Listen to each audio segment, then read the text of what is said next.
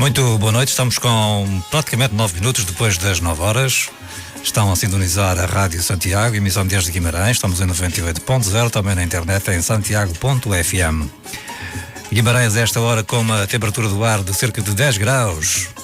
Fomos surpreendidos, não é, esta semana com todo este frio, uma vez que a semana passada já andávamos todos de manga curta.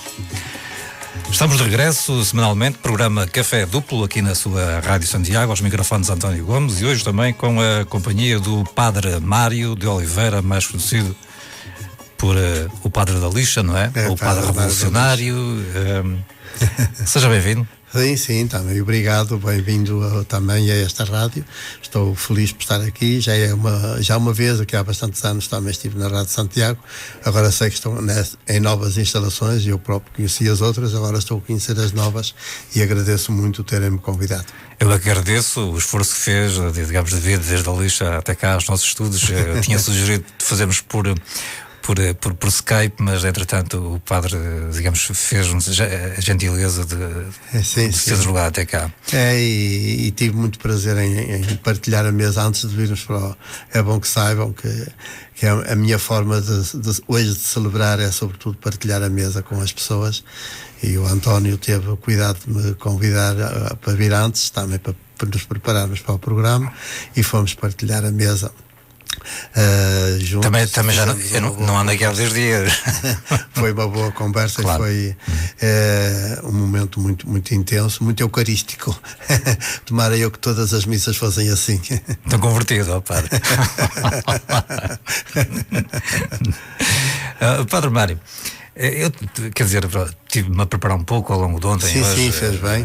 Ver umas coisas, nomeadamente o programa que fez com o Rui Unas esta semana no canal do YouTube, que foi uma entrevista bastante interessante, parece-me a mim. Foram abordados, digamos, muitos temas, uma entrevista muito abrangente também, o que me dificultou um pouco a vida, porque, quer dizer, já quase toda a gente sabe um pouco o que é que o Padre Mário anda aqui a pregar, não é? Quer dizer, por onde é que vamos começar? O que é que nos pode dizer que nunca disse a ninguém?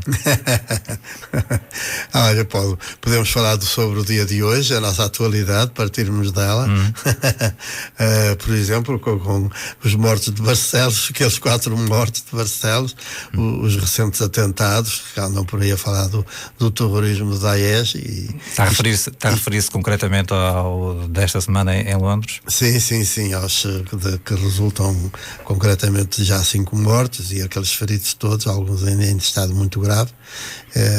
Claro que qualquer pessoa com um mínimo de sensibilidade chora e perturba-se, preocupa-se com estas situações, com estes acontecimentos, só que eu tenho essa dimensão, mas também tenho a outra dimensão mais profunda, mais estrutural, de quem procura ir à raiz dos problemas. As coisas acontecem, quando acontecem, têm causas, e normalmente as causas são escondidas. E o bom jornalista, eu sou padre e sou jornalista, o bom jornalista pergunta-se também o porquê. Faz várias perguntas, e uma delas é o porquê das coisas. E, portanto, quase que o jornalismo do nosso tempo é um show, é mais jornalismo show, e esquece sempre de procurar as causas dos acontecimentos. Até parece que os acontecimentos ocorrem assim, como se não houvesse antecedentes, não houvesse nada que estivesse a justificar e a provocar aquilo. Era previsível que aquilo fosse acontecer. Não sabemos o modo como, mas que vai acontecer, parece que é mais que previsível. E há causas, e isso é que me perturba, é que nós assistimos a estas coisas, lamentamos, logo a seguir mobilizamos-nos todos para ir prestar homenagem às vítimas, vamos depositar flores, vamos pôr lá velinhas acesas, não sei se alguns fazem recitam algumas fórmulas de oração, mesmo que habitualmente não o façam. Nessas alturas parece que até que todos querem fazer. Parece que estamos a preocupar-nos com as vítimas e não nos preocupamos com as causas que provocam as vítimas. É quase como um funeral, depois continua tudo igual, não é? No fim. Aqui nunca são bons os que morreram, porque nunca são bons, a não ser os que matam não são bons, claro. Só são bons as vítimas dos que mataram. Como a tal polícia que foi a correr tentar impedir, suster o homem que estava armado para que ele não fizesse o que ia fazer, e que acabou também ele esfaqueado e morto. E, portanto, passa a ser um herói do sistema. Para o Daesh que está por trás desse atentado, é evidente que o herói é o que fez o atentado, o atentado. Portanto, claro, nós estamos sempre inseridos dentro de um sistema, e segundo o sistema que estamos a servir, nós somos heróis se provocarmos vítimas, e também somos vítimas dos nossos inimigos, do outro sistema inimigo do nosso. Portanto, no fim de contas, a mesma pessoa pode ser herói e pode ser a vítima. Depende de quem, ao serviço de que sistema é que está. Depende da perspectiva, não é? Ora, eu, pessoalmente, e portanto, a partir da nossa atualidade, eu estou a ver esta realidade e a dizer que, afinal, como é? Nós não andamos de pés bem assentos do chão, nós não vivemos a realidade como ela é no dia a dia, o cotidiano como ele é. Nós vivemos de uma forma artificial, numa espécie de planeta outro, que não é o planeta Terra, mas é o planeta ideológico. Há uma ideologia que anda metida na nossa mente, no nosso cérebro, e nós raciocinamos em função dessa ideologia, não em função do evento em si. O objetivo que está ali concreto, o sangue a escorrer diante de mim, ou o tipo armado. Também convenhamos, nunca houve provavelmente tanta manipulação da própria comunicação social nos dias de hoje. As chamadas fake news, as notícias falsas. Pois, porque precisamente o sistema nunca foi tão poderoso. Os sistemas, é mais do que um, embora todos se resumam a um só, mas os vários sistemas distintos, ainda que seja só um no fim de contas, todos pretendem o mesmo, é o domínio do mundo. Os sistemas têm uma ideologia, e nós temos que ter consciência que não há nada que aconteça que não esteja de harmonia com a lógica dessa ideologia. E, portanto, quando as pessoas estamos perante estes crimes, nós deveremos nunca pensar nós somos as vítimas e aqueles são os terroristas. Não, eles também são vítimas se formos nós atacá-los a eles, e, portanto, também são eles as vítimas. E, efetivamente, nesta altura, todos estes ataques terroristas, ditos assim, pelo Ocidente, na Europa, estão a ser provocados, desencadeados, porque a causa está no Ocidente. Isto é, a gente invadiu o Iraque com as nossas tropas e achámos bem. Quer dizer, nós achámos bem e andámos a matar lá a gente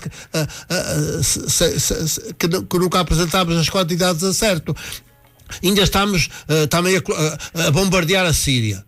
Os aviões também, da Inglaterra também andaram a bombardear, também estiveram no Iraque, etc, etc. E a gente nunca vai a estas causas. E depois, aqueles é que são os terroristas. E nós não somos. Não somos os terroristas. Quando invadimos os territórios deles, não somos terroristas. Este é o problema. É que, no fundo, são terrorismos contra terrorismos. Claro. E a gente anda aqui como o mexilhão, apanha de um lado e do outro. A grande população, apanha de um lado e do outro. Se um dia acordarmos, é que a gente diz, cuidado aí, tem que se acabar com os terrorismos mesmo. Não é com as causas dele. Não é a andar a lamuriar-se e fazer homenagens a este, homenagem àquele. Vamos fazer homenagens, no fundo estamos a dar força ao sistema. A questão é que às vezes as pessoas não é difícil até entender, porque o Padre Mar deve saber, por exemplo, o caso do 11 de setembro, há cada vez mais vozes a dizer que aquilo foi provocado. Exatamente. Pela própria América. Mas aqui há pessoas que é difícil acreditar nisso. Como é que os próprios americanos, ou os serviços secretos americanos, por exemplo, podem ter desencadeado tudo aquilo? É evidente. Então, para eles as pessoas não contam nada. Claro. O que conta é, no fundo, é o que resulta daí. Pronto, eles ficaram com legitimidade perante aquela tese, aquele acontecimento, ficaram com legitimidade de fazer tudo o que já está embalado, isto é a sua marca. Não é? Já está embalado. Esta é a sua marca. Está sempre a contestar, digamos, o sistema. Mas se não for assim, eu seria um homem do sistema. E eu aprendi com Jesus. Jesus diz assim às suas discípulas e aos seus discípulos, que não diz ao grupo dos 12. Discípulas e discípulos de Jesus não é o grupo dos 12, são outros, que não bem nomeados os nomes dos evangelhos. Mas diz às discípulas e aos discípulos: vós estáis no mundo, ou estáis no sistema, mas não sois dele. Eu tirei-vos do sistema. E, portanto, o sistema vai-vos odiar porque vós estáis nele e não colaborais com ele. Se sois contra ele, denunciai-lo. Porque se o mundo estiver organizado por seres humanos e povos religados entre si, sem ideologias de poder metidas nisto, em cima disto, a comandar tudo, e nós a ser os comandados, é evidente que seria um mundo verdadeiramente humano. Assim não. Mas partindo do princípio de que tudo provém de Deus, como é que um presbítero explica que Deus permite que estas coisas vão acontecer? Não. Essa expressão que Deus permite que estas coisas aconteçam é uma expressão da teologia pagã. Não é uma expressão da teologia de Jesus. Isto é uma pequena provocação. Eu sei que é, mas isto para dizer a quem formula, a quem diz isso, o António Gomes fez eco de determinado pensar generalizado da nossa sociedade. Que é uma frase que se ouve constantemente, na boca dos ateus, e às vezes justificam que são ateus por causa disso. E eu disse assim: se vocês são ateus por causa disso, eu também sou. Então já não estão sozinhos, que eu sou ateu convosco. Mas eu sou um homem de fé. Padre Mário, comecemos um pouco, enfim, o que é que para si, o padre contesta muito, digamos, as religiões, o que é para si quem é ou o que é Deus? Há um texto há um único livro no mundo que é o quarto Evangelho segundo São João, o Evangelho segundo São João, que pela ordem com que eles aparecem está em quarto lugar, portanto chama-se o quarto Evangelho. É o único livro no mundo que diz sobre Deus, diz: a Deus nunca ninguém o viu. Nunca outro livro antes nem depois diz isso. A Deus nunca ninguém o viu. Portanto, se nunca ninguém viu a Deus... Isso é uma afirmação de Jesus Cristo, creio. Não, é uma afirmação do primeiro capítulo, uma espécie de introdução ao Evangelho de João, antes de apresentar Jesus. E depois diz que a Deus nunca ninguém o viu. E depois adianta, um bocadinho a seguir, que dá-se a conhecer essa realidade que nunca ninguém viu, nem ouviu, dá-se a conhecer num ser humano frágil que se chama Jesus, que veio a receber o nome histórico de Jesus. Ora, até então, e desde então para cá, porque a malta continua a desconhecer os Evangelhos, só conhece outro Evangelho, que é o tal que diz que todo o poder vem de Deus, que é o Evangelho de São Paulo, as cartas de São Paulo. Desde então para cá, deveríamos perceber que então Deus que nunca ninguém viu, só o podemos ver nos seres humanos.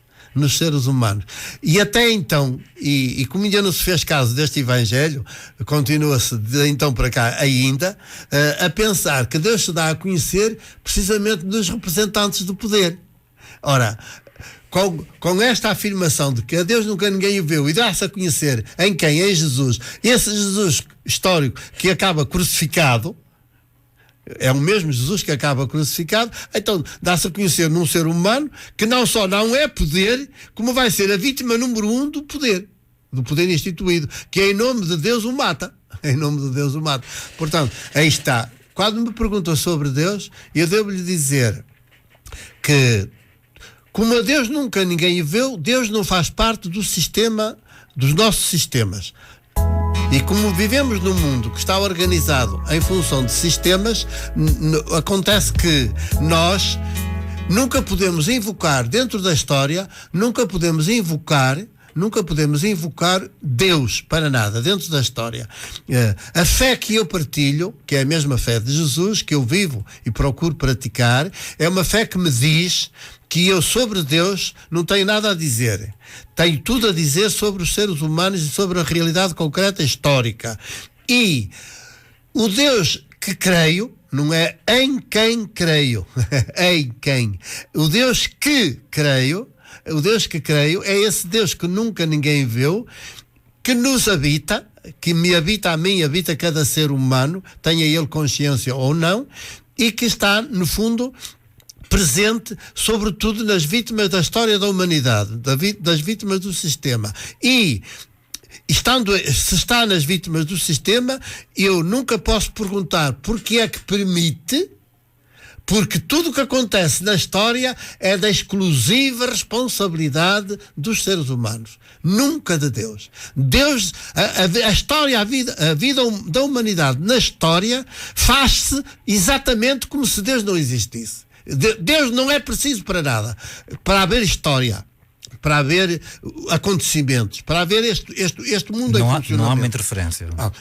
Deus nunca interveio na história. Portanto, as igrejas todas as religiões fartam-se de dizer isso, e até os nossos provérbios populares se Deus permitir, se Deus quiser, se não sei o que andamos sempre a evocar o nome de Deus, mas isso são resíduos que vêm das religiões mais primitivas, do paganismo. E, portanto, porque desde Jesus ficámos a saber que Deus não intervém na história, a não ser através dos seres humanos. Portanto, se houver seres humanos que, em vez de terem dentro deles, na sua mente, na sua consciência, a ideologia do sistema, estiverem ocupados pelo mesmo sopro de Jesus. O sopro é a palavra que dá também em português, além de sopro, também dá vento e também dá espírito. Portanto, está na base da nossa palavra espiritualidade. Seres humanos com espiritualidade, e for aquela espiritualidade semelhante à de Jesus, portanto, verdadeiramente humana, não do sistema, então nós somos. Deus também intervém na história, mas através de seres humanos, nunca intervém diretamente. E, portanto, se as coisas acontecem, nunca podemos pedir contas a Deus, só podemos pedir contas aos seres humanos, e nomeadamente aos que estão à frente dos sistemas de poder. E claro que também aos outros, porque fazendo parte do sistema e aceitando-o, sem o contestar, de algum modo são coniventes, cúmplices com os que estão à frente do sistema de poder. Nós somos todos cúmplices. Portanto, se eu até voto para escolher dirigentes que nos governem, então eu sou cúmplice de todas as coisas que eles façam à frente do sistema. E portanto, há a ideologia e há a fé de Jesus. E no meio disto tudo há a realidade. Portanto, a fé de Jesus nasce da realidade. A ideologia nasce de uma concepção de poder, de domínio, que vai tentar, inclusivamente, criar uma teologia que vai justificar a existência do meu domínio sobre o outro. Quer dizer, o Daesh faz o que faz, legitimado pelo seu Alcorão, uma interpretação que faz do Alcorão. Nós, os cristãos, judeus cristãos, fizemos o que fizemos ao longo dos séculos, continuamos a fazer hoje o que fizemos estamos a fazer com as nossas tropas em todo esse lado, por sítio onde as tropas andam, mesmo da ONU, mesmo as tropas da OTAN, da NATO, tudo que andamos a fazer, também somos nós os responsáveis. Portanto, nunca podemos dizer Deus é o responsável. Não, nós é que somos os responsáveis. Tudo o que acontece na história é da nossa exclusiva responsabilidade. Invocar Deus é invocá-lo em vão. Muito bem, estamos com o Padre Mário, Padre da Lixa, é o programa Café Duplo da Rádio Santiago, são 9h26, vamos a um brevíssimo bloco comercial, já regressamos de novo. Ora, estamos de novo em contacto convosco, 9h27 agora, programa Café Duplo, Rádio Santiago, emissão desta sexta-feira, estamos por cá sexta-feira à noite, sempre neste horário, entre as 9 e as 11. Eu convidei o Padre Mário da Lixa para estar cá só entre as 9 e as 10. Hoje fiz de propósito, não convidei ninguém para a segunda parte. Vamos ver se o Padre Mário aguenta. Vamos ver se temos a lada. Aguento. Padre Mário, o que é que me diz? Também estávamos a falar dos acontecimentos desta semana. Sim. Falou-se muito, mais nas redes sociais até, não é?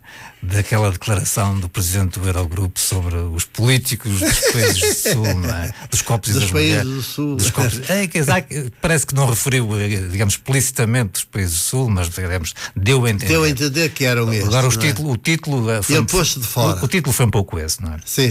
Quando houve estas coisas, o que é que lhe passa pela cabeça? Ou o que é que...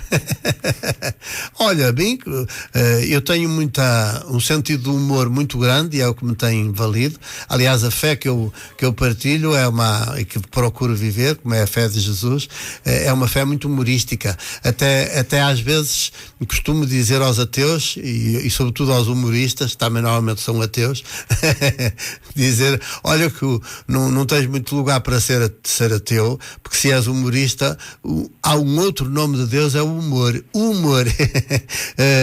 O Evangelho de João, numa das cartas de João, que é o mesmo autor, diz que Deus é amor. E eu gosto de acrescentar, Deus é amor, mas também é o humor. O humor. Portanto, é o riso, é a alegria, é a festa. Mas cuidado, que acho que já dizia. E então, minha primeira reação ao ouvir essas coisas foi de uma gargalhada.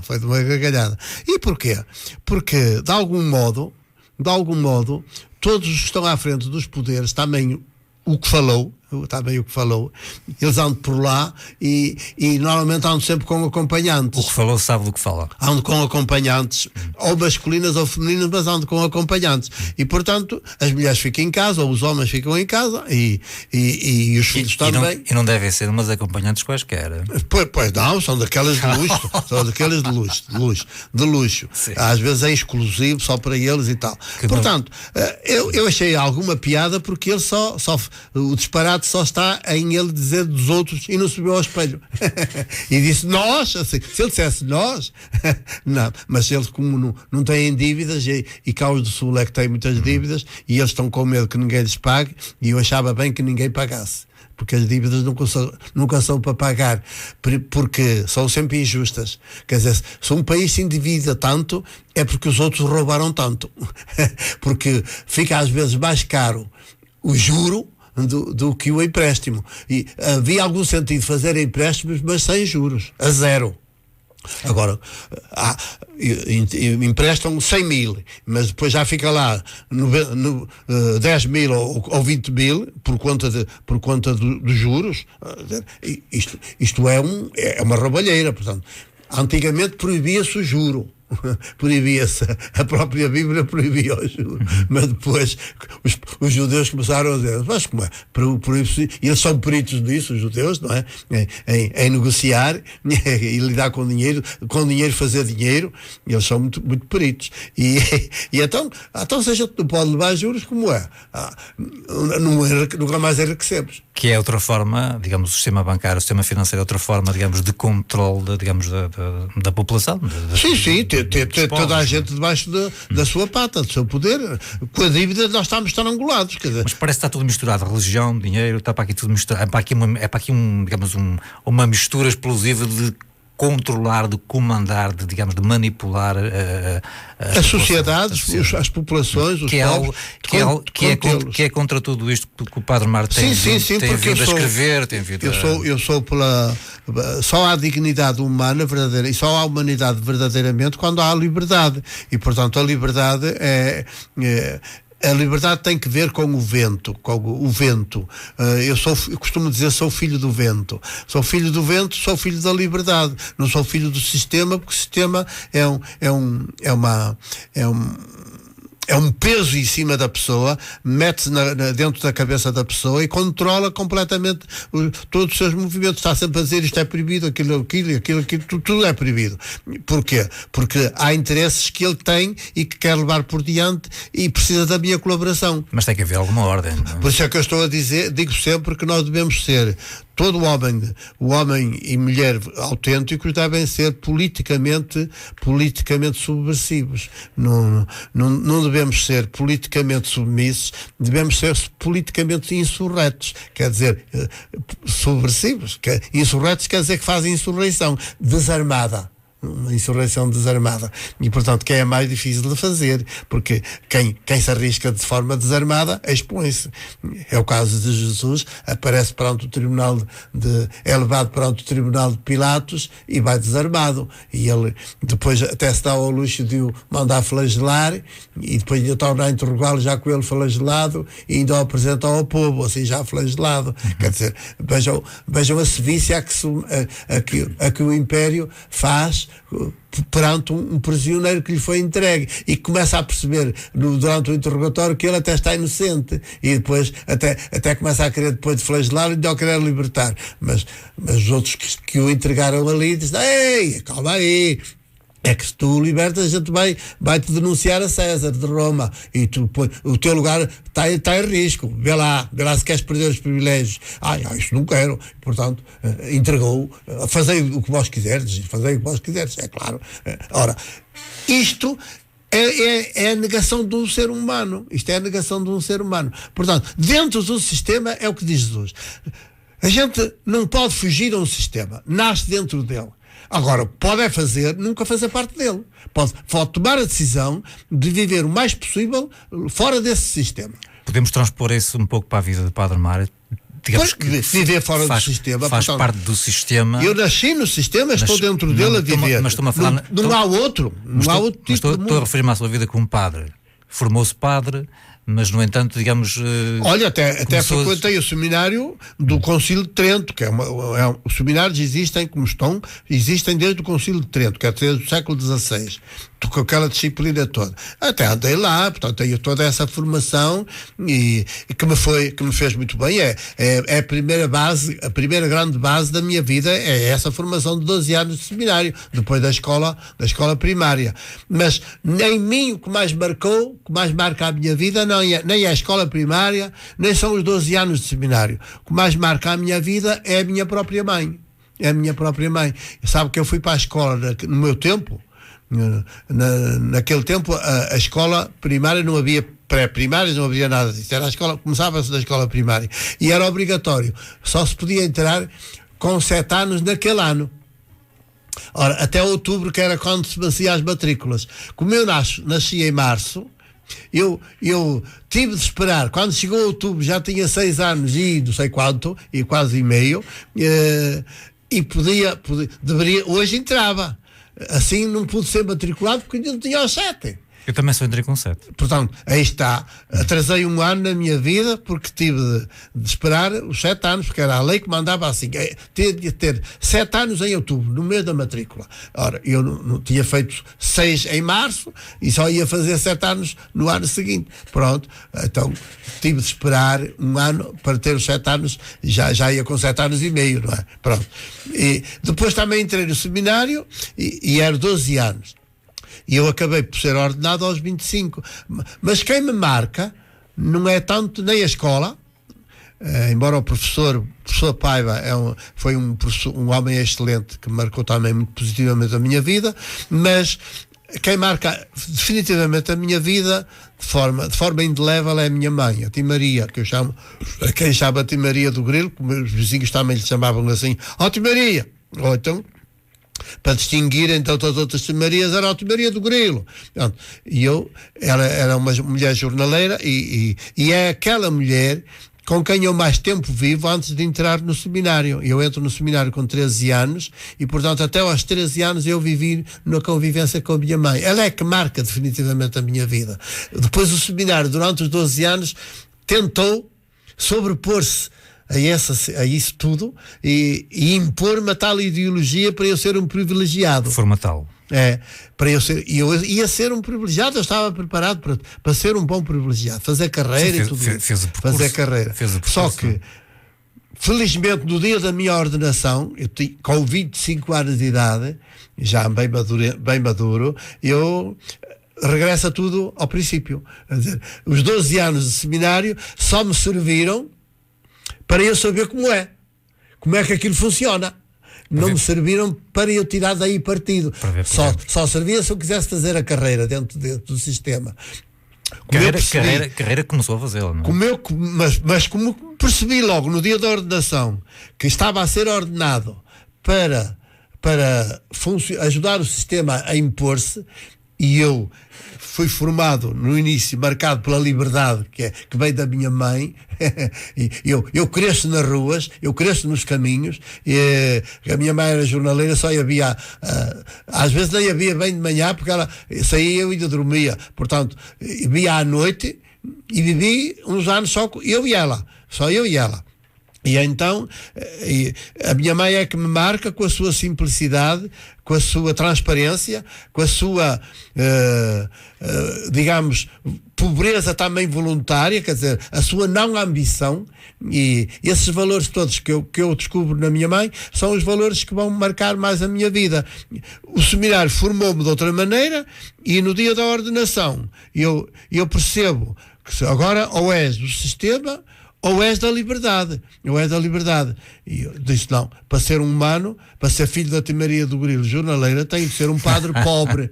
Tenho de ser um padre pobre por toda a vida, por opção. O que é que achas que aconteceu? O que é que achas que aconteceu naquele dia para vir, digamos, para reviver isso tudo, para digamos, essa influência da mãe? Da minha mãe.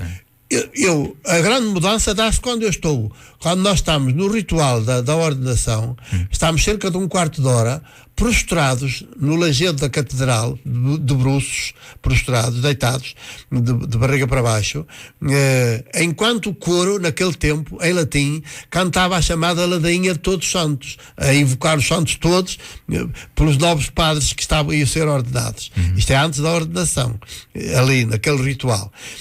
Ora, quando eu me levanto desses quase 15 minutos de prostração, quando eu me levanto sou outro homem. Se o bispo tivesse olhado bem para os meus olhos, já havia a diferença. O meu olhar brilhava.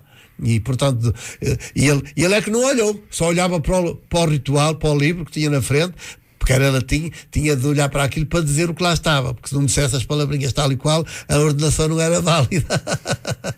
Essas coisas estão caricatas, não era assim, bastava um abraço, já chegava, mas não, eles também estavam formatados para fazer aquilo. Claro.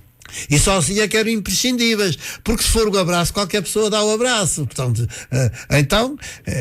pronto. E então eu vejo de repente que só posso permanecer filho da Maria do Grilo se, como ela, também decidir ser pobre o resto da minha vida, pelo resto da minha vida. Nunca enriquecer. Já vamos voltar. Está agradável a conversa com o Padre Mário. Ele está embalado. Eu estou gostando de ouvir. Suponho que os ouvintes também estarão. Se não estiverem, não há nada a fazer. É o que vamos falar aqui. Mais um brevíssimo bloco comercial. É o programa Café da Noite, Rádio Santiago Guimarães. Estamos com o Padre da Lixa aqui no programa desta sexta-feira. Já regressamos de novo ao vosso contacto. Cá estamos. Programa Café da Noite. Foi breve. Café duplo, aliás, a Rádio Santiago. Estávamos a falar, portanto, da influência da minha mãe e do dia da ordenação. Efetivamente, eu percebo que a única forma que eu tinha de estar no sistema e nunca ser dele era tomar a decisão de ser pobre por opção. Eu decidi manter-me pobre por toda a vida. Um padre pobre, que era uma coisa praticamente impossível, porque o sistema estava organizado de maneira a fazer-nos enriquecer. A gente é nomeado para uma paróquia, e se a paróquia tiver paroquianos mais ou menos naquela altura com grandes propriedades, era mais ainda se afirmava muito a propriedade, hoje é fortuna, são as fortunas, então podia ao fim de alguns anos já ter um bom pé de meia e é por aí fora. E depois uma coisa chama a outra, tem privilégios clericais, aos privilégios dos clérigos, que eu tinha estudado no Código de Direito Canónico, direitos e deveres dos clérigos, e sobretudo falava-se era dos direitos, que eram os privilégios próprios de um clérigo. Ninguém podia bater num clérigo, ficava logo excomungado. Vinha logo a pedir, não é? Ficava logo excomungado, automaticamente. E portanto, a gente podia bater em toda a gente, mas ninguém podia bater em nós. Era o clérigo, era o regidor e era o senhorio, dizia a minha mãe, não é? Sim,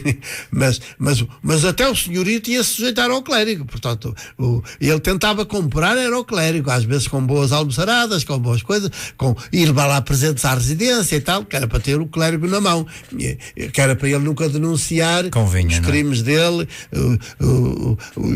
os baixos salários aos seus trabalhadores, etc. E os pecados, não é? Ora bem, eu percebi que só mantinha-me um ser filho da Maria do Grilo, só me mantinha ser humano e podia crescer e desenvolver como ser humano, podia crescer em liberdade se não fizesse parte desse sistema. Para não fazer parte do sistema para o qual tinha sido formado, para ser um dos agentes dele, de proa, que até podia depois fazer carreira, eclesiástica, podia chegar a cônego, podia chegar a bispo, Papa. Porventura, mas para ser Papa tinha de ser cardeal primeiro, e isso já é mais difícil porque em Portugal só pode haver um só pode haver um cardeal residente, e segundo as leis e as tradições. E então, mas o cardeal, no fim de contas, é um bispo que depois pode ser Papa ou pode eleger um dos seus colegas Papa. E pronto. E então eu percebi que a única forma era seguir o conselho de Jesus, fazer-me pobre por opção. E é que tomo essa decisão e procuro ser fiel a ela ainda hoje. E portanto... Mas, ó Padre Mário, fala em Jesus. Com isso eu consegui nunca enriquecer. A vida pôs-me nas mãos muitos valores, mas eu nunca os guardei para mim. Portanto, eu sempre os fazia circular e distribuir por quem fosse preciso. E nos últimos anos já não é tanto no sentido de dar dinheiro, dar esmola, dar bens, mas desenvolver as pessoas do ponto de vista cultural. E é mais o meu trabalho que estou a fazer há 13 anos que resido de novo em Macieira da Lixa, e é mais para a área cultural que eu estou a dedicar lá. Criou-se uma associação cultural, a associação já por sua vez gerou a construção de um espaço cultural que se chama Barracão de Cultura, porque eu percebi mais tarde que as pessoas não precisam, a religião é um travão. A religião é um travão. Todas as religiões são um travão nas pessoas. E o que é estimulante numa população não é ter uma população muito religiosa, é ter uma população muito culta. Quanto mais culta for a população, mais incontrolável ela é pelo poder. O poder não a manipula tanto, porque ela é culta, percebe os mecanismos todos da manipulação. A pessoa religiosa E conhece os seus direitos. Pronto, e sobretudo os seus direitos, e reivindica-os, e tem uma certa capacidade de argumentar, etc. A pessoa muito religiosa, mas antigamente aliava-se muita religião e muito analfabetismo. Pronto, durante séculos e séculos foi muita religião. Já falámos nisso há bocado. E para além disso, a missa era em latim também. Até a missa era em latim, que era para toda a gente. Ninguém percebia nada. Estar completamente às cegas, e enquanto o padre rezava a missa, as pessoas entretinham-se com outra coisa. Rezavam as Ave Marias, estavam com as contas na mão a rezar o terço, porque era a única coisa que sabiam de cor, e era em português, embora também não estivessem a perceber nada do que estavam a dizer. Dizia 50 vezes Ave Maria e nunca sabia que estavam a falar de uma pessoa, ser humano. Não estavam porque naquela reza nunca tinham visto uma mulher.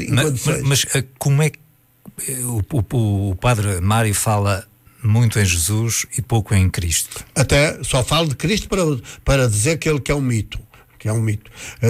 Porque a própria teologia então há um ser humano, Jesus, o ser humano histórico, é Jesus, e há uma criação, Jesus Nazaré, e há uma criação, se quiser, e há uma criação milagrosa. Há uma criação já durante a morte, durante a vida de Jesus, que já vem desde os profetas bíblicos, que em tempos de crise sempre falavam que viria o Messias. O Messias é a palavra hebraica para dizer o que nós traduzimos se calhar mal, porque temos as duas palavras. Nós temos a palavra Cristo e a palavra Messias. A Messias vem do hebraico, Messiá. Cristo vem do grego, Christos. Pronúncia é um substantivo que se diz em grego Christos. O grego, quando esbarrou a traduzir a Bíblia, esbarrou com a palavra Messiá em hebraico, traduziu para a sua língua Christos. Nós, como começámos a saber da Bíblia através da tradução latina, que foi feita por São Gregório e uma equipa que ele coordenava, a chamada Vulgata, foi traduzida para o latim, não para português, foi traduzida para latim. E o São Jerónimo, embora soubesse também alguma coisa de hebraico, sabia sobretudo de grego. E, portanto, traduziu do grego os livros da Bíblia, chamada Vulgata, a tradução latina. Ora, já nos esbarrou com a palavra Messiá, que era a hebraica. Senão tinha traduzido por Messias para português, fosse tradução logo direta para português, ou seja, não havia português. Há muito pouco rigor histórico na Bíblia. Pronto. E então esbarrou com a palavra em grego traduzido do hebraico, Messiá, traduziram por Christos. E ele esbarrou com essa palavra Christos, portanto, para latim, pôs logo Christus, com o aberto no fim.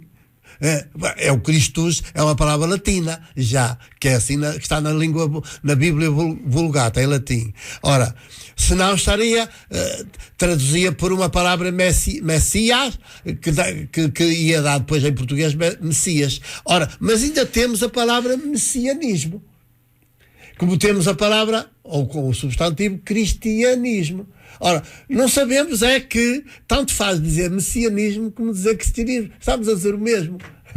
Só que o messianismo é de raiz hebraica. Mas a questão é que parece que para si há um desvirtuar dos valores que Jesus Cristo pregou. Os profetas já diziam que quando havia muita grande a população estava em baixo com crise, sobretudo quando foi o exílio da Babilónia, perderam tudo, foi a destruição do templo de Jerusalém, o povo estava em baixo, quem sobreviveu àquilo ficou completamente de rastros, a foi-se tudo ao ar.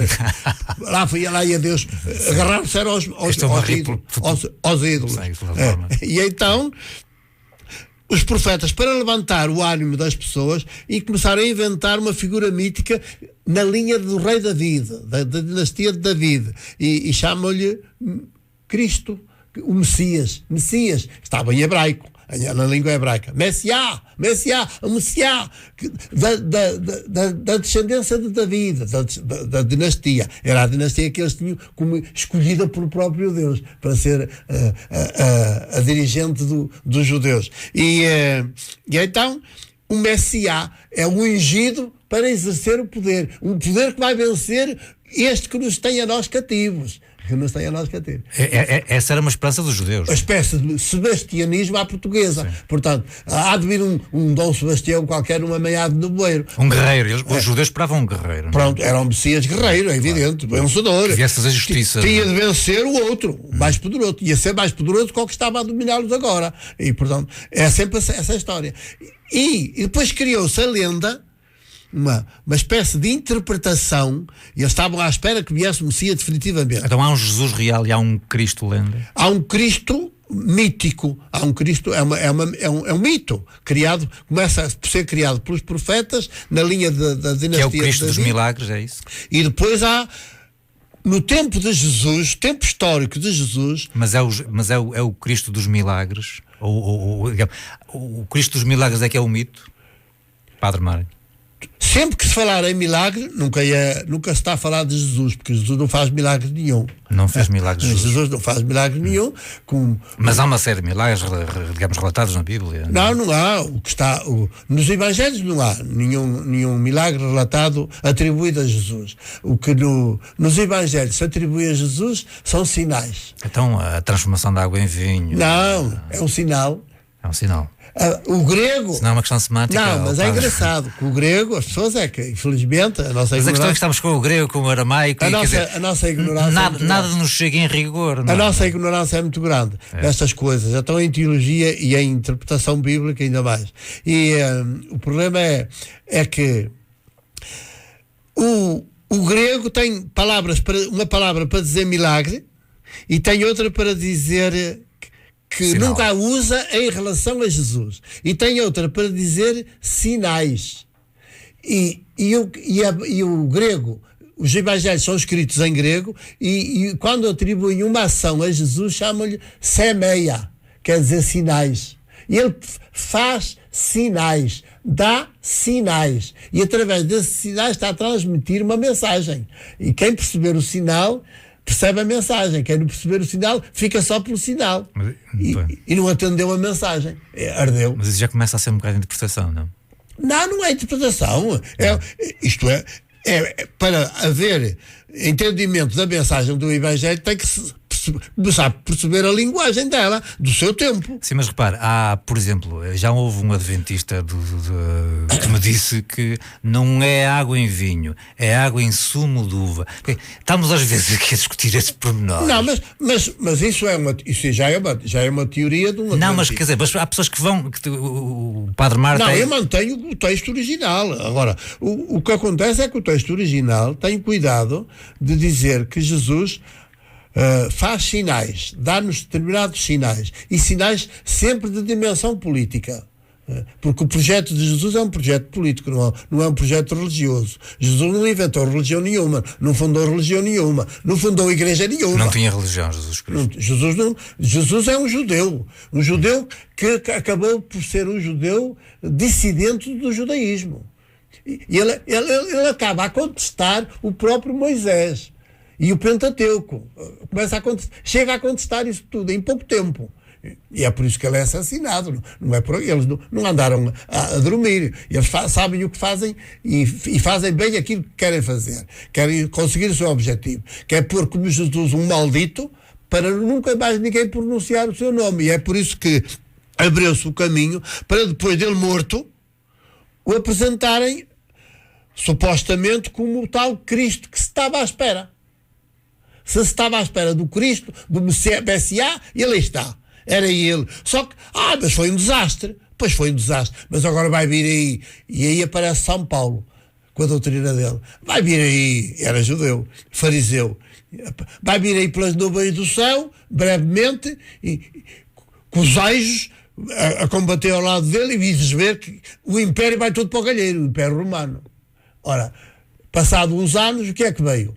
No ano 70, veio precisamente, não das nuvens do céu, o Cristo com os tais exércitos de anjos, mas veio o Império Romano com as suas tropas, cercou a cidade de Jerusalém e ela, ao fim de 4 anos, não se rendeu, eles invadiram e destruíram tudo. Templo e tudo, até hoje. Pronto. É o que veio, foi o Império Romano. O mesmo império que no início do século IV adota o cristianismo como sua religião oficial. Ora aí está o cristianismo. Pronto. E não o jesuísmo. Pois não. Não temos nada. Isto não tem nada a ver com Jesus. E daí até os dias de hoje é o que se vê. E as igrejas também não têm nada a ver com Jesus. O padre falou... E quando é da história da água e do vinho, okay. Da água a mudar-se em vinho... Ao sumo do outro para alguns, não é? O próprio... Primeiro é só o Evangelho de João que tem essas narrativas. Segundo... apresenta-o, e no fim de apresentar aquela coisa, aquela história, uma espécie de parábola com personagens, todas têm um significado, as vilas estavam sem água, todas vazias, e no fim diz assim: este foi o primeiro sinal que Jesus deu. Primeiro sinal. Ora, estava a começar a sua missão e dá o primeiro sinal. Sabe que nesta descrição de água e vinho e de bilhas que estavam vazias,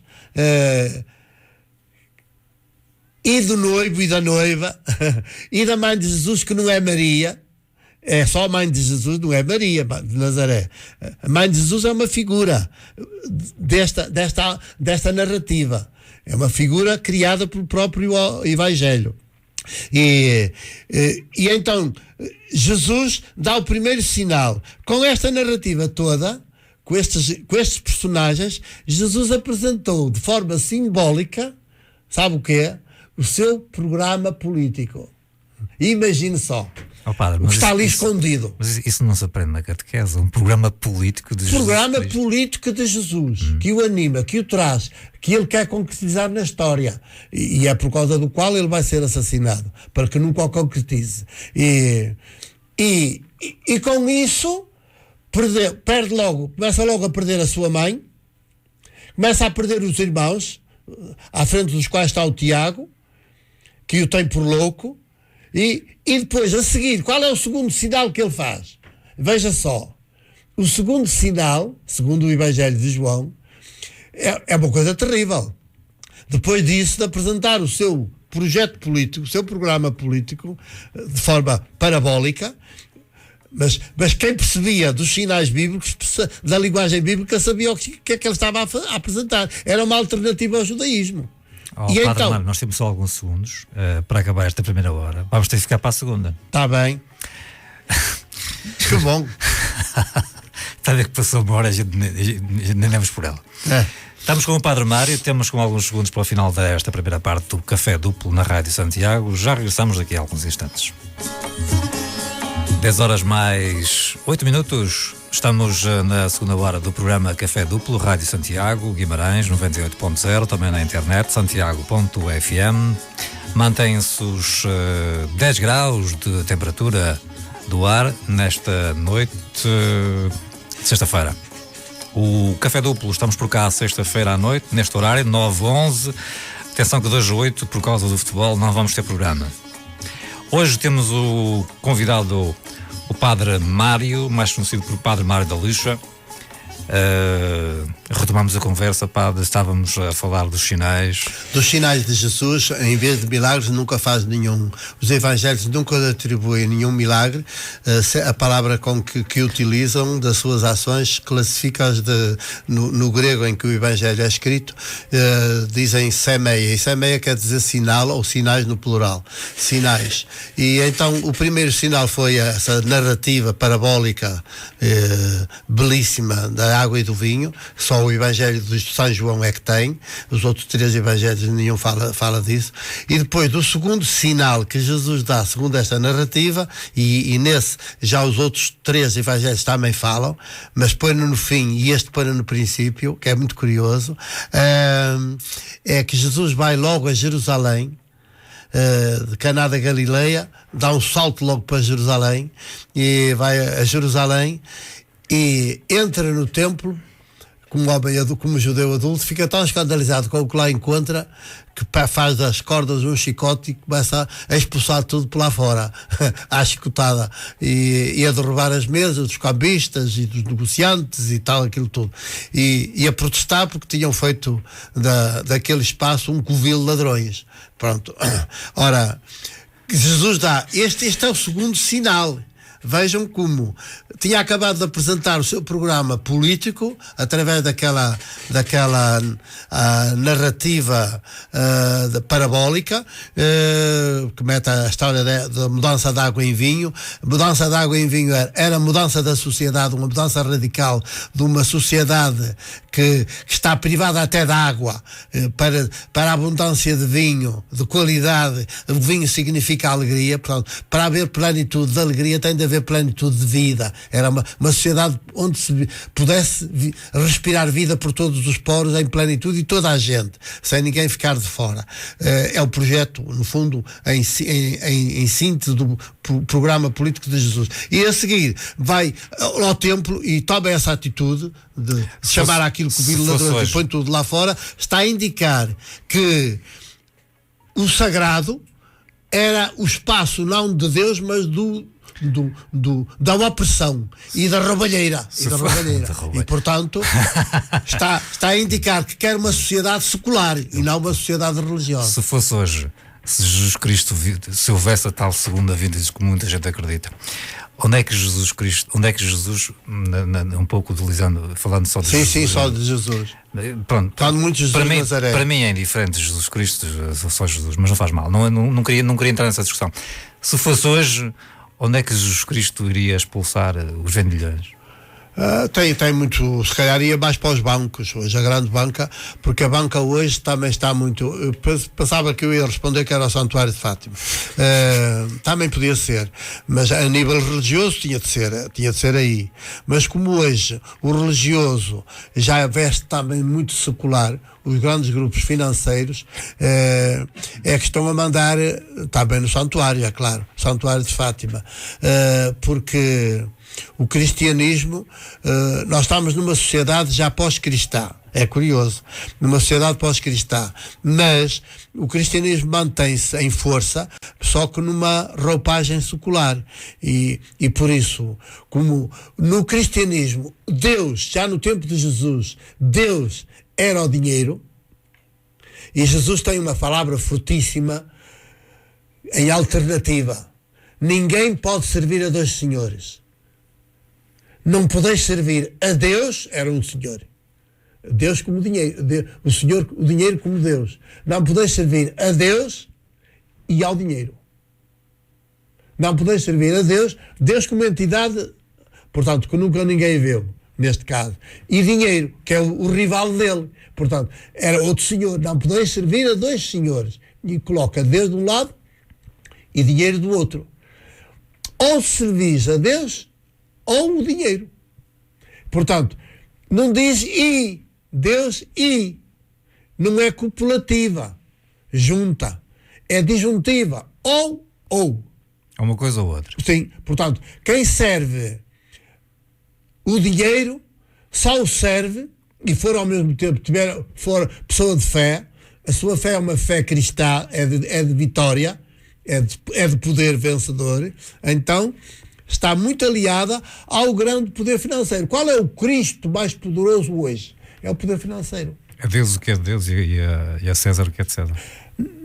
Isso tem muito que se lhe diga essa frase, porque até César, que se era considerado na altura histórica, contemporânea de Jesus, César era considerado filho de Deus e era considerado o Deus da terra, era o máximo poder, portanto, uma máxima representação de Deus. Deus Todo-Poderoso, o tal do credo de Niceia Constantinopla, que é um concílio convocado precisamente pelo Constantino, do imperador.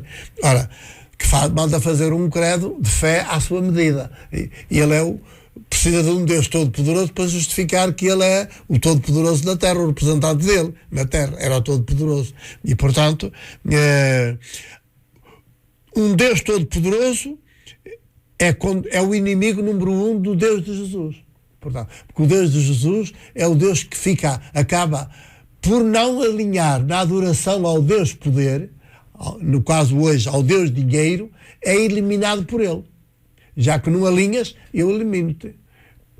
Só não elimina aqueles que estão muito sossegadinhos, porque todos aqueles que o contestarem de forma inteligente e que lhe tire, que os mascar, que diz que tudo vai nu, que o rei vai nu, portanto que o poder vai nu, que se os povos abrirem os olhos e disserem não, rotundamente não, politicamente, ele cai, não tem quem o sirva. Então, se lhe recusarem dar as filhas e os filhos, então ele não tem sequer agentes ao seu serviço, por mais que os queira formar para estar à frente das instituições dele, não tem quem o sirva. Se as pessoas, se os filhos e os filhos dos pais de hoje, deste início do terceiro milénio, os seus pais recusassem dar os filhos ao poder financeiro, mesmo que frequentassem as universidades, depois não ficassem a servir as instituições do poder financeiro, se aliassem mais aos de baixo, às vítimas, e começassem a cooperar com elas e a puxar por elas para elas serem sujeitos e donas dos seus próprios destinos, nós teríamos uma sociedade de povos e não uma sociedade de poderes. Mas a questão é que o dinheiro transforma o ser humano, não é? Onde entrar, toma conta da mente. É uma possessão demoníaca. Nesse caso, é uma possessão, uma possessão demoníaca. Mas como o dinheiro é Deus, na própria linguagem de Jesus, ou Deus ou dinheiro, portanto, o rival de Deus é o outro Deus, que é o dinheiro. Então, hoje, aquilo que no tempo de Jesus chamava uma possessão demoníaca, hoje tínhamos de dizer uma possessão divina. Então, o cristianismo, com todas essas... É possessão divina. É possessão divina? Portanto, o esvaziamento total do humano. Por isso é que o meu livro mais recente, que está aí em circulação, e que eu já vim um dia aqui apresentar aqui a Guimarães, já cá passei com ele, chama-se De Cristão a Humano. Passar de cristão a humano. Quer dizer, como o cristianismo é a plenitude do divino, a afirmação do divino, que é a afirmação do dinheiro, do poder financeiro, o grande poder. O grande poder hoje é o poder financeiro.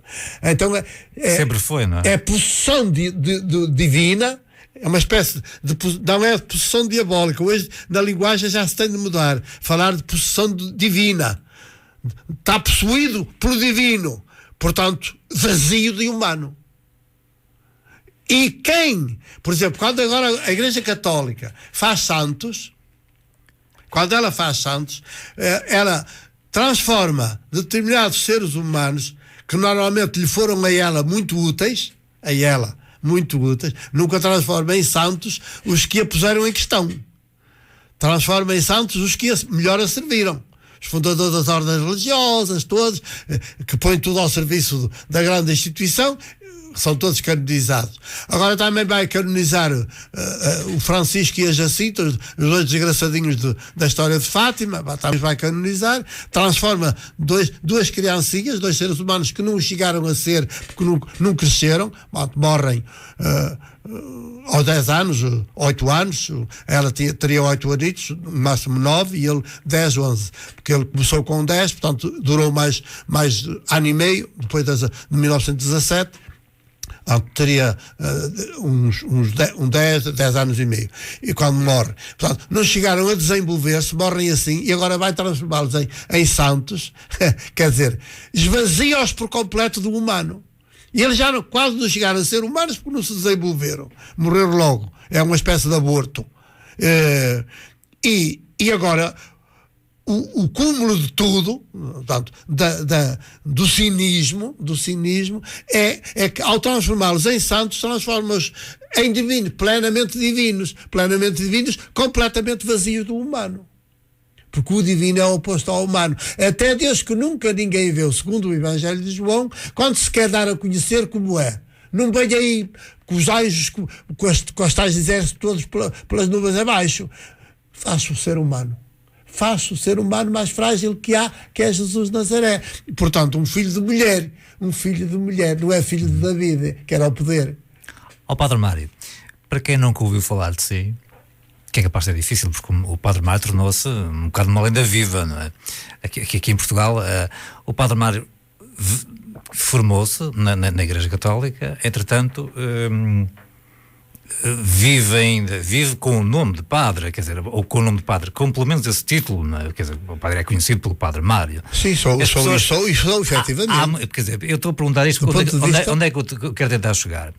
Há um vídeo, digamos, a chamar-lhe muitos nomes. Sim, claro. Eu pelo menos vi no YouTube, não é? Não, mas este homem é padre, não é padre, o que é que ele está aqui a fazer? Como é que ficamos? Quer dizer, o padre é padre, perdeu, digamos, foi destituído, enfim, foi-lhe tirada a paróquia há uns anos já há muito Sim, tempo. Mas eu vivi os meus primeiros 5 anos sem paróquia nenhuma. Exatamente. Padre, por nomeação episcopal, nunca tive paróquia. Mas como é que quer-nos contar, digamos, a sucessão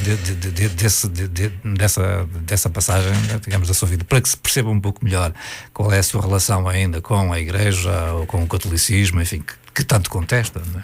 Primeiro, nós quando somos ordenados presbíteros.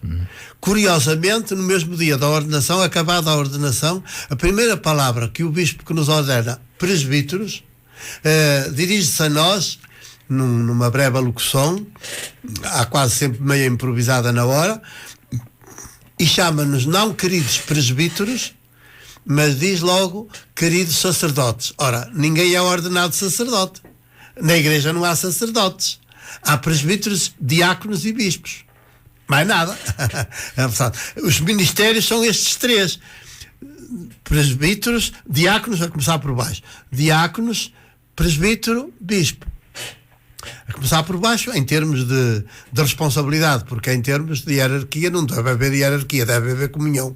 Pronto. E às vezes o presbítero pode ultrapassar o próprio bispo na forma de exercer o seu próprio ministério, porque depois o que nos define são as práticas, não é as doutrinas. Ora, somos ordenados presbíteros. Começam-nos logo a tratar por sacerdotes. Nunca mais querem saber do presbítero para nada. O sacerdócio não vem de Jesus. O presbítero também não, nem o bispo. Mas pode ter alguma relacionamento com... a gente pode, com boa vontade, enquadrar em Jesus, porque presbítero quer dizer uma pessoa com muita experiência de vida e, portanto, com capacidade de autogerir-se e até de estar no meio dos outros e poder ser uma referência para os outros se orientarem. Enquanto não tiver a maioridade também, se orientarem. Porque quando tiverem a maioridade também já prescindem do intermediário. Fazem muito bem. Do sacerdote não. Precisa-se dele toda a vida. O sacerdote é uma função sagrada, portanto, mata logo o ser humano ao chamar de sacerdote. O presbítero ainda não. É a afirmação plena do humano. O presbítero é a afirmação plena do humano. Somos ordenados presbíteros.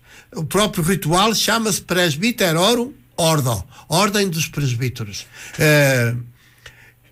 Depois, ficámos presbíteros ali durante cerca de um mês sem nomeação nenhuma.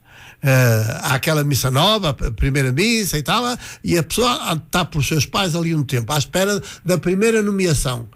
Eu, nos meus primeiros 5 anos, como já disse, nunca fui nomeado pároco, fui sempre nomeado para outras funções, que tinham toda a função dada por nomeação episcopal, tem ligado a ela um benefício. O ofício traz com ele um benefício financeiro, económico, para a pessoa poder viver com um mínimo de dignidade, claro, na nossa sociedade. Não é para enriquecer, nunca deveria ser para enriquecer. E então, E dá para enriquecer? Eu fui chamado logo, os primeiros 5 anos, nunca me foi dada paróquia nenhuma. A paróquia é-me dada depois de eu ter sido coadjutor numa paróquia ao serviço de um pároco, esse sim era pároco, e eu estive ao seu serviço. Depois professor de religião e moral, 2 anos num liceu, 2 anos no outro liceu do Porto, na altura eram liceus, e depois fui mandado para capelão militar para a guerra colonial, fui expulso.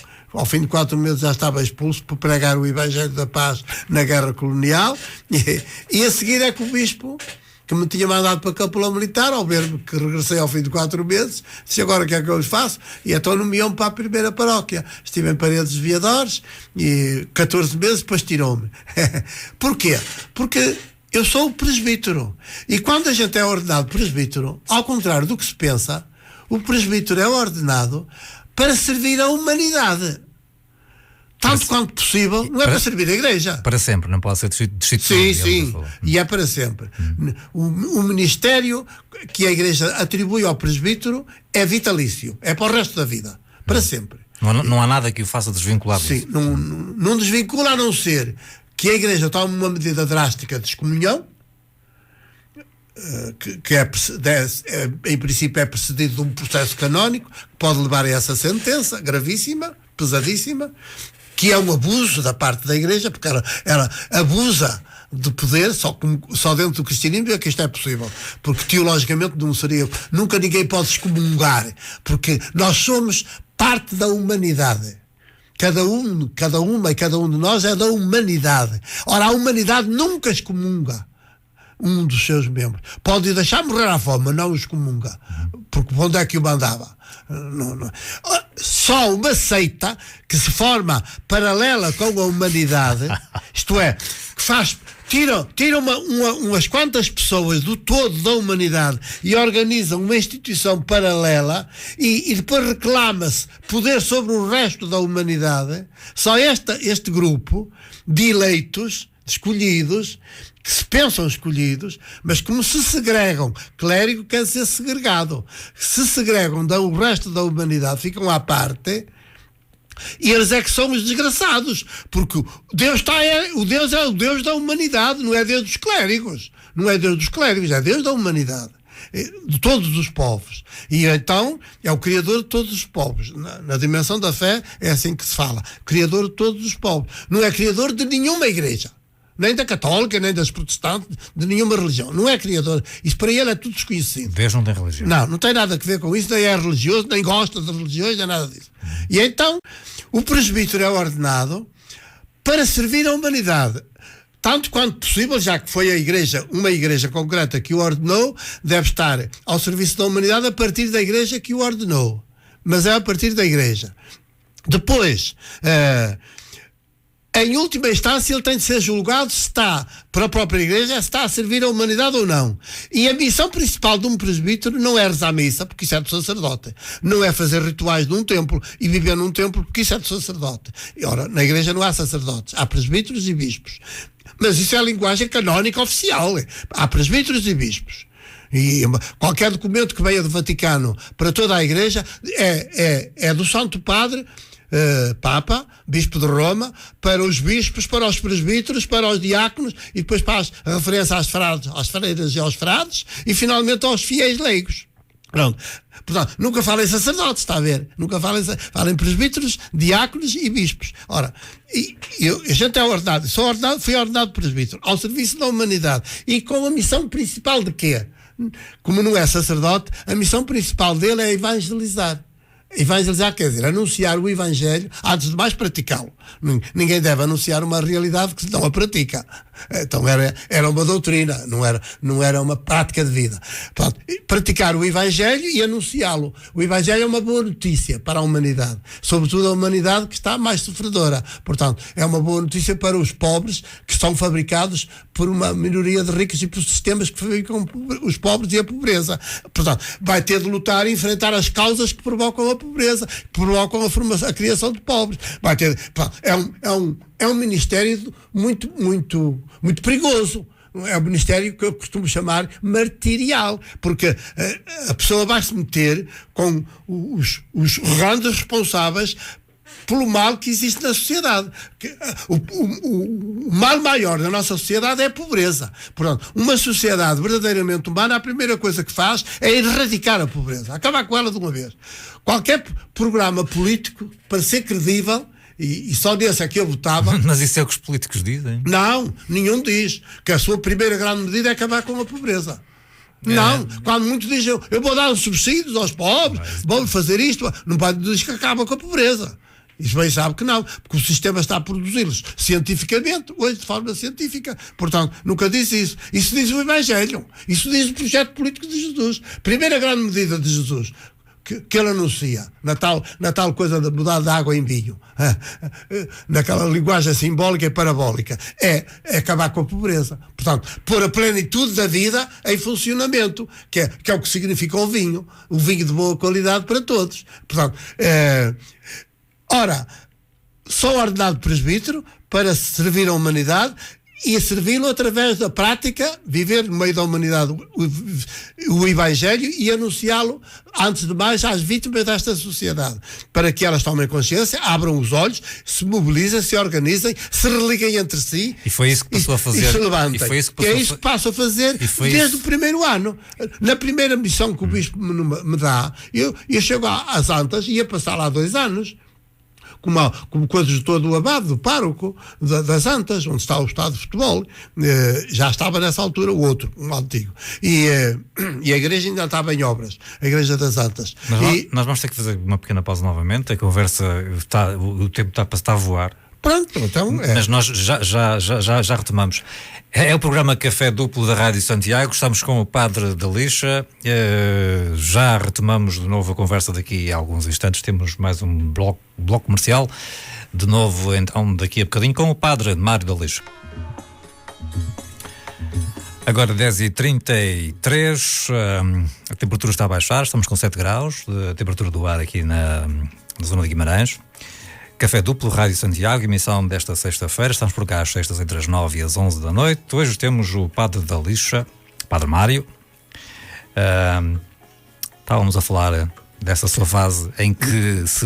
Justificar começou presbítero e continua presbítero hoje. E em que, digamos, regressou, digamos, do ultramar, digamos, desse serviço militar forçado, de capelão. E depois é que fui nomeado pároco ao fim de 5 anos. Pronto, e estive assim em 2 paróquias. A última foi a de Macieira da Lixa, a segunda foi a Macieira da Lixa, de onde fui preso político. Ao fim de 9 meses já estava em Caxias, preso político, também por anunciar o Evangelho. É sempre a mesma história. Quer dizer, e só fui eu o preso político porque os outros não pregavam o Evangelho, viviam pacificamente com a guerra colonial. Quer dizer, que é um crime. Hoje eu já anunciava que era um crime. A história veio-me dar razão e disse: eu tenho de anunciar o Evangelho. Se o Evangelho que eu anuncio está contra a Constituição portuguesa, vocês mudem a Constituição, porque eu não mudo o Evangelho, não posso. Estou ao serviço do Evangelho e não posso mudá-lo. E eles acabaram por mudar a Constituição, tardiamente, depois de 25 de Abril. E aquilo deixou de ser colónias, deixou de ser províncias ultramarinas e passou a ser, efetivamente, passaram a ser países politicamente independentes. Não quer dizer que estejam melhores agora do que estiveram antes, mas isso é outra questão. Politicamente tornaram-se países. E, portanto, foi-lhes entregue consegue a condução dos seus próprios destinos, melhor ou pior, já acaba a eles próprios apreciar e julgar. Essa passagem de Paz Mário por África influenciou, digamos, marcou positivamente a minha vida, porque eu vi, efetivamente, naqueles 4 meses que estive em funções na Guiné-Bissau, em Mansoa, na zona de Mansoa, a 60 km de Bissau, eu como capelão pude ver aquilo que o Evangelho chama, e eu também percebi, até a expressão foi melhor aí, nesse contexto que eu percebi a expressão do Evangelho, o pecado organizado, ou o pecado estrutural. Há os pecaditos das pessoas, os chamados pecaditos das pessoas, que é aqueles que as pessoas, quando se confessavam ao padre, é bom que não o façam, mas se alguém ainda fizer, sabe que vai lá dizer uns pecaditos, umas coisitas que às vezes inventa para não estar calado, que falaram mal, que disseram isto, que disseram... Isso são disparates, isso é tudo infantil. Nunca ninguém lá vai dizer os pecados graves, o pecado grave. E de facto, propriamente não há pecados, há o pecado. O pecado. Todas as outras coisas podem decorrer desse. Que pecado é esse? Decorrer desse. É o tal pecado estrutural. Que ninguém comete diretamente, ou seja... Que ninguém individualmente comete, okay, mas que todos podemos ser cúmplices dele, da sua existência, e porventura do seu reforço. Cada vez ele é mais pecado estrutural, mais poderoso, que é hoje o sistema financeiro. Hoje o sistema financeiro é o pecado estrutural do mundo. É ele que está a produzir pobreza e pobres em massa, cientificamente, com métodos científicos. Não podemos tirar daí o Banco do Vaticano também, não? Também não podemos tirar o Vaticano, não podemos tirar nenhuma religião, nenhuma igreja. As igrejas protestantes são até das que mais enriquecem hoje. Criam-se igrejas só para fazer dinheiro, para fazer fortuna. E em poucos meses, em poucos anos, fazem fortuna. Até compram aviões e tudo. E no Brasil até já são deputados e tudo, no Parlamento deles, lá do Brasil. Quer dizer, isto tudo... Pela alta negociata que isto é. Isso é o pecado estrutural em que as igrejas estão todas envolvidas, e as grandes responsáveis também, estão a dar cobertura teológica a isso. Quer dizer, é um poder que é o tal divino que nós pensamos que é Deus, e é demoníaco, porque o divino que destrói o humano para se afirmar é o assassino. Para se afirmar, destrói o ser humano. Mata o ser humano na mente e na consciência. E os crentes desse divino são o maior cego que não quer ver? Os crentes desse divino são os que estão nas igrejas cristãs, a católica e a romana e as protestantes. O Cristo é o Cristo vencedor e, portanto, é o divino sem um humano. A própria formulação da fé cristã tem uma expressão muito curiosa, sem querer desmascara-se, diz assim: há o Jesus histórico. Sim, e há unanimidade entre os historiadores, académicos, em que existiu. Sim. Hoje até sabe o ano e o mês em que Jesus é crucificado. É certo. É crucificado em abril do ano 30. E o nascimento é 5, 6 anos antes do ano 1. Portanto, Jesus, quando é crucificado, tem 30, ano 30, tem 35 ou 36 anos. E não 33. Conforme o ano, se nasceu em 35 anos antes ou 6 anos antes. Há aí uma dúvida, mas com o tempo, se calhar, a investigação acabará por chegar à certeza se foi 5 ou 6. Mas já não se sai daí, 5 ou 6. E é o ano da morte. Naquele ano, a Páscoa judaica caiu em abril, portanto, como este ano está bem calha, nós estamos em função da Páscoa, em função do calendário judaico, ainda. Então, foi em abril do ano 30. Ora, há o Jesus histórico, dizem eles, e depois, há o Cristo da fé. Vê como lhes cai a máscara? Porque não dizem que o Jesus histórico é o da fé. Há o Jesus histórico até abril do ano 30. E depois há o Cristo da fé a partir da sua morte em diante. Quer dizer, é outra realidade. E o Cristo da fé, como é um mito, portanto, o cristianismo está assente num mito. E foge de Jesus como ao diabo da cruz, como se diz no ditado popular. O diabo até não foge da cruz, que gosta dela, porque a cruz é o grande instrumento de tortura dos povos. O Império Romano usava a cruz. Jesus foi morto da cruz, era um instrumento de tortura. É tão caricato isto tudo, porque o cristianismo divino, a afirmação do divino contra o humano, esvaziamento do humano, foi transformar o instrumento de tortura que é a cruz, no símbolo dele próprio. Quer dizer, ele não engana ninguém. Tornar-vos cristãos é para eu vos torturar, para eu vos roubar, para eu vos saquear, para vós, ou estás ao meu serviço e eu até vos dou pelouros, ou então vou-vos saquear. Porque eu existo para isso.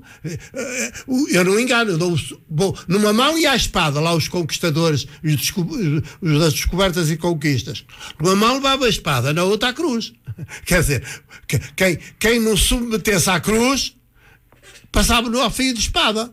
E, portanto, para não passar ao fio de espada, aceitavam ser torturados pela cruz. Para não podermos desviar a meada, Padre Mário, nesse seu percurso de vida, quando regressa do sempre que assumo qualquer função atribuída pelo bispo, sim, eu assumo-a como presbítero. Ok. Mas há uma altura em que, digamos, lhe é retirada a paróquia, certo?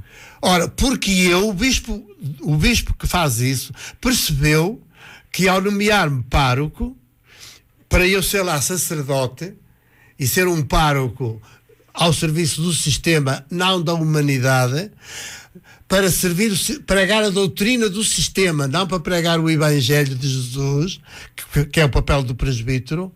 Ele percebeu ao fim de poucos meses, ao fim da primeira prisão, quando eu fui preso, ele diz logo, pronto, já está aqui o sinal. E ele continua fiel ao Evangelho e não à doutrina do cristianismo. Ou seja, não podemos contar com este homem, não é? Portanto, ele é pároco, mas não se está a portar como tal, está-se a portar como presbítero. E como presbítero destrói a função de pároco, põe em questão a função do pároco. O bispo percebeu isso, mas eu sabia também que estava a pôr em questão a função de pároco. Olha, basta eu dizer que fazia tudo de graça, as missas eram de graça, entende-se? Fazia até as missas eram de graça, portanto, eu estava a dar cabo do sistema eclesiástico. Os meus inimigos maiores eram os párocos e os vizinhos, porque estavam-lhes a tirar o negócio todo. E eles, para não perderem o negócio, começaram a dizer às pessoas que as missas de graça não tinham valor. Portanto, se queriam aplicar missas pelos seus mortos, que fosse dar as intenções a eles, que eles levavam dinheiro e aí é que tinha valor. E, portanto, eu não levava dinheiro e eles passaram a receber o dinheiro que eu não se gastava em macieira da lixa.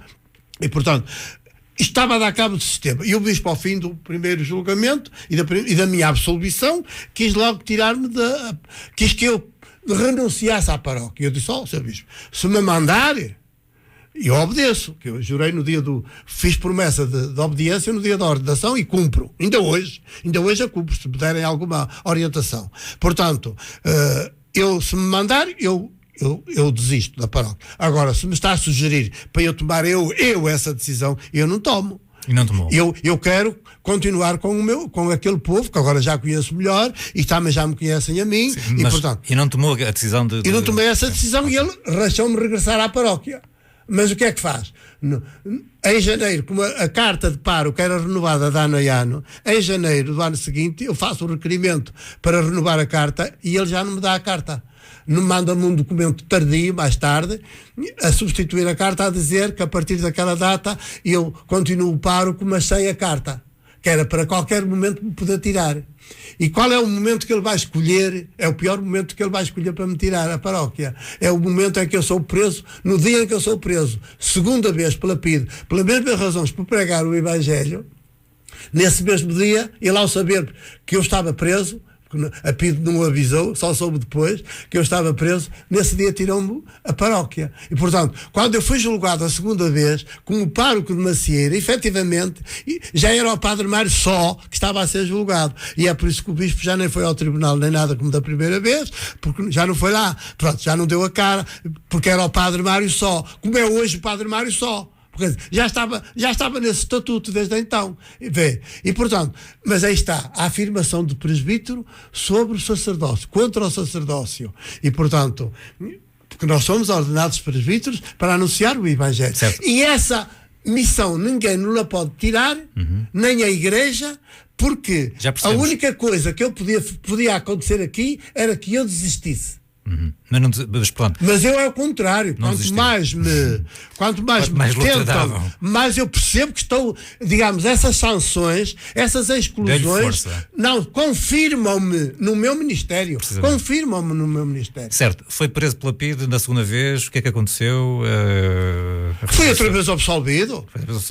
Só que passei 11 meses na cadeia a segunda vez. Na primeira foram à volta de 7. E depois, o que é que aconteceu? Qual foi a sua relação de novo? Depois regressou a tentar recuperar a paróquia? E sobretudo, logo a seguir, eu saí em fevereiro de 74, logo a seguir ao 25 de abril, ainda fui ter com o bispo, seu bispo, por favor, reconsidere, porque agora afinal, olha, já não há PID, já não sou mais preso, já não há cadeias políticas, já não há guerra colonial, portanto, aquelas coisas que estavam a levar-me à prisão, a uma certa instabilidade, já acabou. E ele disse, não, enquanto eu for bispo do Porto, o Padre Mário nunca mais será pároco. Está a ver? E ele esteve 10 anos lá fora e foi sempre bispo do Porto. Como é que se diz? A Cúria Romana nunca nomeou um bispo do Porto enquanto ele esteve 10 anos lá fora. Transformou o bispo auxiliar em administrador apostólico, com poderes de bispo residencial. Mas o título era do outro, que estava lá fora. Quando, finalmente, achou que já podia de regressar ao país com o Marcelo Caetano, não sei o quê, mas regressou a tomar conta da diocese, que ele era o bispo titular. Ao fim de 10 anos, retomou a sua... E eu, ao fim daqueles 11 meses de prisão, não pude retomar a paróquia, porque, ao contrário da primeira vez, eu estava sem a carta de pároco, estava só com a jurisdição do tal documento permissivo. Portanto, como me retirou a paróquia, efetivamente, no dia em que eu fui preso, eu já não podia reivindicar nada. E nessa altura nem teve que não me nomear, nem teve que me desnomear, exonerar, porque não havia decreto nenhum, não havia carta nenhuma, documento oficial, como não havia nada, e ele limitou-se a dizer, já não é mais pároco. Pronto, isso não é mais pároco, precisava de uma nova nomeação. E ele disse, enquanto eu for bispo de Porto, nunca mais o nomeio pároco. Porquê? Porque o Padre Mário chega e dá cabo da função. E não voltou a ser nomeado pároco? Nunca mais voltei a ser nomeado pároco. Não sendo pároco, não havia, digamos, dinheiro. Como é que o Padre Mário passou a viver? Pronto, é aí que eu entro.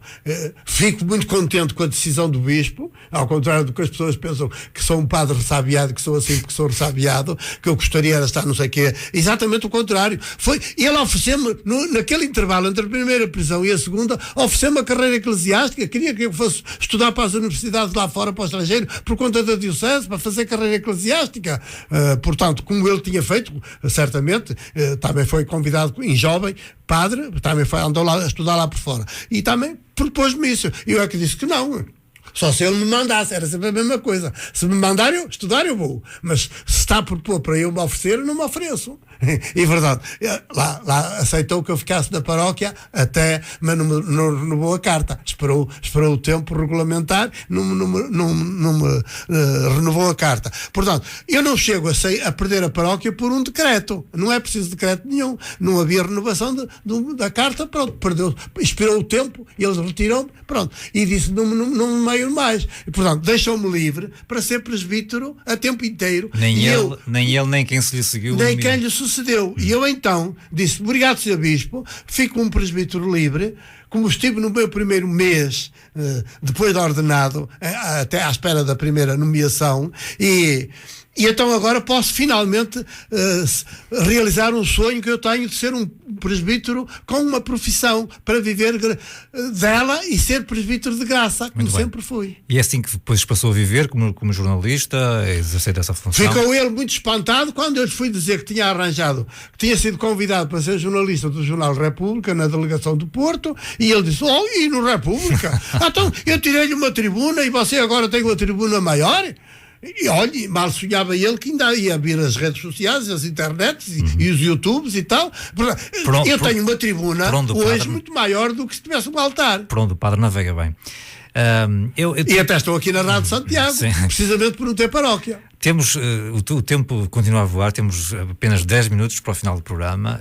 Eu gostaria que que falássemos um pouco sobre a questão do celibato, e porque o padre tem, digamos, eu achei muita piada uma argumentação que apresentou para o facto de não interessar, digamos, que os padres casem e tenham filhos. Sim, no início da Igreja, quando a lei começa a ser formulada e imposta, progressivamente, porque não tiveram coragem de o fazer de uma assentada logo com uma decisão para toda a Igreja ao mesmo tempo. Começou num concílio de Elvira, aqui no que é hoje a Espanha, numa cidade do que é hoje a Espanha, concílio de Elvira, que já abrangia estes bispos todos aqui destes países do sul, de certa maneira, os cristãos, as igrejas e os bispos desta zona. Portanto, ficámos logo abrangidos. E a razão era porque foi uma razão de caráter económico, digamos, e financeiro, porque como a Igreja, se os padres, os párocos pudessem casassem, depois o casamento, em princípio, e com a doutrina que se pregava sobre o casamento daquela altura, era ter os filhos que Deus quisesse, portanto, era 10, 15, 20 filhos. Multiplicados, não é? Eles era sempre filharada até dar com pão, uma vez por ano. Se as mulheres fossem muito fecundas, eram um por cada ano. E, portanto, então, e o ter muitos filhos, podia ter muitos filhos, e depois era o problema das heranças. E, portanto, um pároco que vivia numa residência tinha passal, tinha isto, tinha aquilo, era património. Mas a Igreja quer acumular o património e não reparti-lo. E, portanto, para garantir que o património nunca seria repartido, intocável, por contrário, era sempre acrescentado, ia crescer, e hoje é o que se sabe pelo mundo fora, católico fora. Então, proibiu de casar, porque assim, e se tivessem filhos por fora, fizessem algum filho fora, até perdoavam isso, mas com a condição de nunca o padre reconhecer o filho como seu. Portanto, o filho ficava filho de pai incógnito. E para não ter precisamente para não ter herdeiros. Portanto, essa é a razão principal porque a lei do celibato é imposta. Claro que ao longo dos séculos tentaram criar uma doutrina, uma certa mística em volta disto, em nome da entrega, da generosidade, do desprendimento, do não sei de quê, e até tem algum sentido.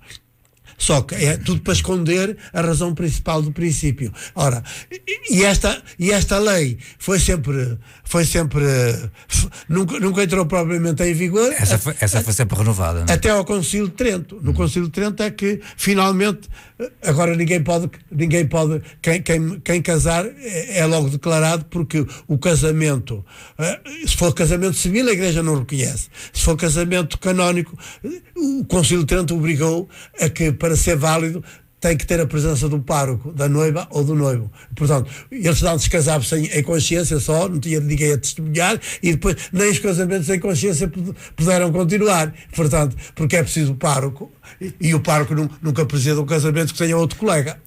Porque, na sua opinião, tantos casos de pedofilia, de abuso sexual de crianças no seio, não só da Igreja Católica, mas de outras igrejas, como é que explicação é que o senhor encontra para isto tudo?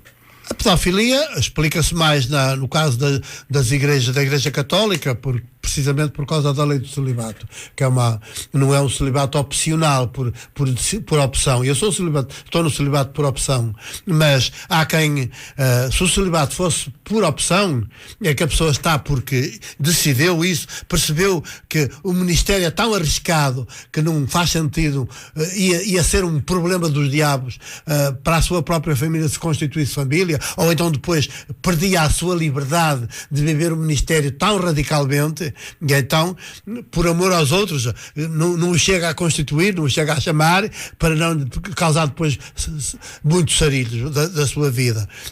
Porque as opções, estas opções radicais são da própria pessoa. Ninguém tem direito a impor isso depois, nem a filhos, se os tivesse, nem aos amigos, nem a vizinhos, nem a irmãos, nem a ninguém. É muito pessoal e é em consciência. Portanto, como é que é de dizer?